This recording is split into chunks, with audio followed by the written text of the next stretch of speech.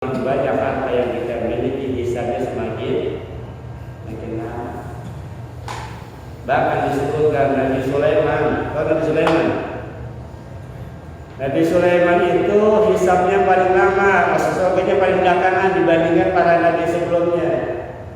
Jaraknya kurang lebih sekitar 500 tahun.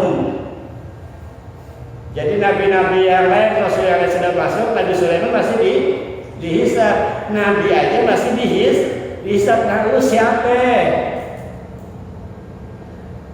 Saking banyaknya harta Nabi Sulaiman sampai 500 tahun itu dihisabnya. Makanya ketika orang kaya itu jangan, justru ngeri. Kenapa ngeri? Hisabnya lama. Sama kita mau jadi pejabat, ada betul lembaran apa tuh yang KPK laporan apa kekayaannya, terus dilaporin dulu kan, itu baru jabatan dunia. Masih bisa kita betul-betul itu kita punya aset, tapi tidak bisa. Nah, kembali lagi bahwa kata Allah ada manusia, ada orang, apabila Allah kasih dia kenikmatan berupa jabatan, nama baik, gelar dan sebagainya, kemudian Allah kasih dia kenikmatan. Di sini menggunakan kata na'am, artinya nikmat yang banyak, dikasih harta terus menerus. Dia bilang apa? Fayaqulu rabbi akramani.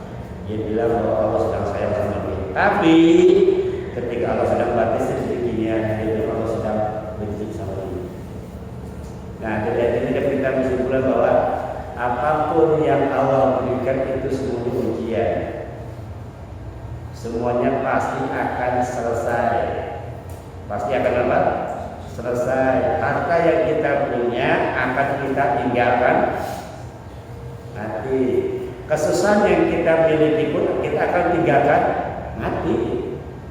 Karena ujung dari perjalanan ini adalah kematian. Yang akan diperiksa oleh Allah Subhanahu wa taala apa yang kita tinggalkan ketika kita sudah mati. Nah, itu semua adalah ujian. Makanya orang-orang yang beriman kepada Allah Subhanahu wa taala itu dia melihat harta itu bukan sebuah kebanggaan. Kenapa? Dia berpikir bahwa rezeki yang dia miliki adalah sebagai mediator, supplier rezeki.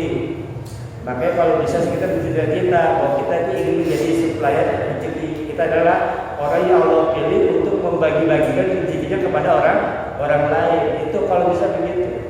Makanya ketika kita jualan, cari reseller,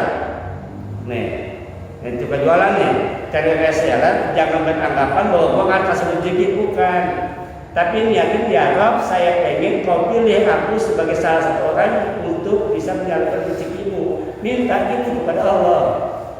Dan Allah kirim itu orang-orang yang harus kita salurkan. Artinya siapa? Reseller baru, agent baru yang datang ke kita. Orang itulah yang nanti kita akan salurkan rezeki dari Allah. Mintanya itu, jangan minta pegawai, jangan minta pembagian.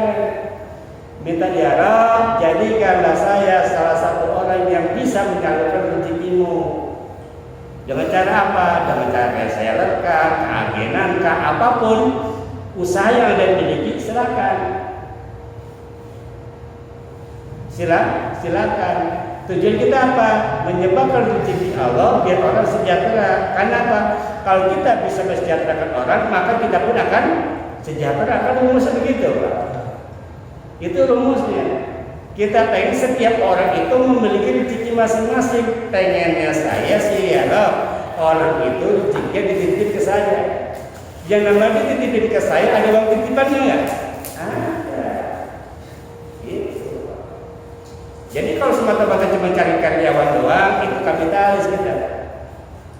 Orang disuruh kerja mati-matian, nanti ada nih kotak puluh dan gross akral ini saya akan kejawab nih.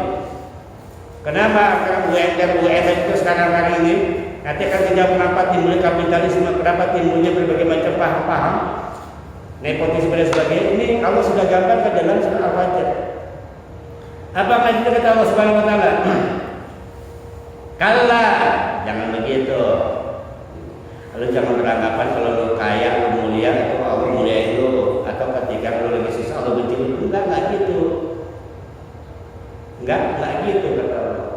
Kalla bala tukrimunal yatim. Bagaimana kamu mau dekat sama Allah?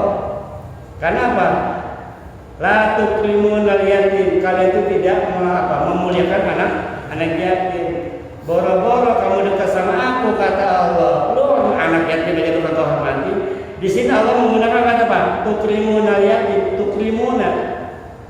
Bukan ngasih makan, memuliakan. Memuliakan aja lu nggak mau. Gimana mau dekat sama anak yatim? Jadi jangan beranggapan bahwa kita ini dekat sama Allah selagi lu belum bisa hormatin anak yatim. Itu maunya Allah sebenarnya. Kan ada Pak orang sekarang, mohon maaf, santunan, acara santunan, benar nggak? Diundang yang anak yatim. Yang undang dia orang kaya kan, undang anak yatim, anak-anak yatim dari yayasan atau dari manapun ditaruh di pojokan, duduk di bawah, makannya nasi kotak. Sementara dia duduknya di kursi, uncang-uncang kaki, makannya prasmanan. Itu anak yatim. Menghormati anak yatim nggak? Ya. Santunan bagus, cuma cara begitu itu justru merendahkan anak yatim. Jadi bukan kita ngungkap kalau itu di tempat TV, kan itu Pak, maaf ya, pejabat-pejabat kita tuh undang anak yatim, taruh di pojokan, kasih nasi kotak, sementara dia selfie, dia pencitraan lah di eksplorasi, eksploitasi itu banyak. Nah, tapi Allah bilang jangankan nyari makan, kasih makan. Allah cuma nyuruh hormati anak yatim dulu. Karena begini Pak, di Arab itu dulu zaman jahiliyah itu anak yatim jadi buat mainan Pak. Jadi buat mainan doang, ledekan doang. Ngeneng. Bocah dipanggil anak yatim ya, dia datang. Cuma buat apa? Buat mainan doang. Bocah dipanggil, udah nyamperin, diusir lagi.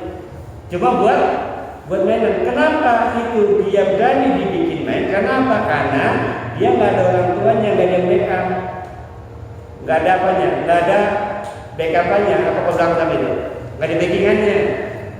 Makanya sekarang mental itu sudah ada sampai sekarang. Banyak. Dilihat nih, ketika ada orang nggak punya backingan, habis diintimidasi. Sama kelakuan zaman dulu Quraisy itu, kaum Quraisy, kalau ada anak-anak yatim itu diledekin, dilecehin. Kenapa? Karena tahu ini bocah nggak punya bapaknya. Tapi kalau nggak ada bapaknya, berani nggak? Nggak berani. Apalagi ini bapaknya orang mulia, karena backingannya kuat. Tapi kepada orang-orang miskin yang nggak punya backingan, habis diintimidasi. Zaman sekarang kan gitu. Kalau yang protes, kalau yang demo, kalau yang bersuara rakyat kecil, kagak didengerin. Kalau nggak viral, kagak diangkat. Kalau viral baru diangkat. Tapi kalau yang ngomong orang kaya, yang ngomong pejabat, selesai nggak? Selesai.